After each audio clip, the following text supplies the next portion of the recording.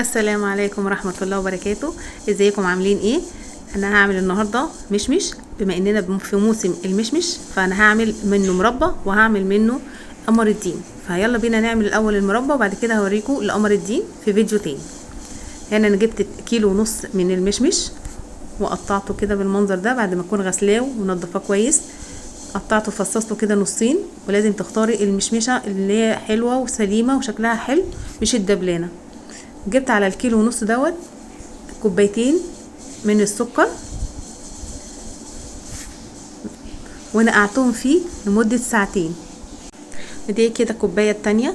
انا بصراحه يعني مش عايزاه يبقى مسكر قوي عشان احس بالمزازه بتاعه المشمش وما يبقاش مسكره، وفي نفس الوقت ما تبقاش المربى مسكره قوي معايا، فما تحبيش تاكليها، تاخدي منها معلقه او 2 وبعد كده ما تحبيش تاكليها تكملي يعني.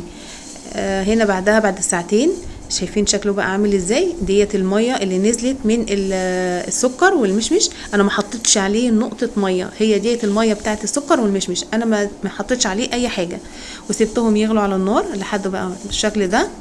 بدات تنشف، السائل اللي فيه بدا ينشف.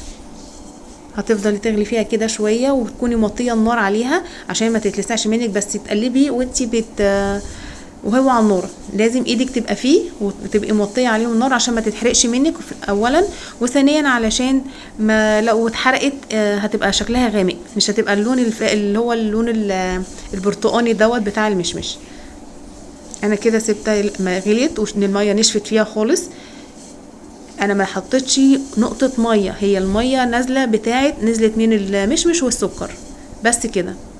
ولو انت حسيتي ان هي الميه اللي هي اللي نزلت منهم كتيره، حاولي تنقصي منها شويه علشان ما تحاوليش ان هو يغلي معاكي كتير على النار وتغمقي معاكي المشمش، يغمقي معاكي. فانت حاولي تقللي منها شويه السوائل ديت لو حسيتي ان هي السوائل كتيره بس كده. وبعد كده لما هتغلي هنا كده خلاص المشمش استوى وبقيت هو ده القوام المطلوب اللي انا عايزاه. جبت باكو من الجيلي المشمش وضفته على المربى عشان تديني اللون والقوام واللون برضو بيخليها لونها فاتح وجميل. هنا خلاص بدأت اعبي البطرمات بعد ما بردت، وهنا شكل المربى. يا ريت تعجبكم، ما تنسوش لايك وشير وسبسكرايب عشان يوصلكم كل جديد من مطبخ نوني. كل سنه وانتم طيبين، باي باي.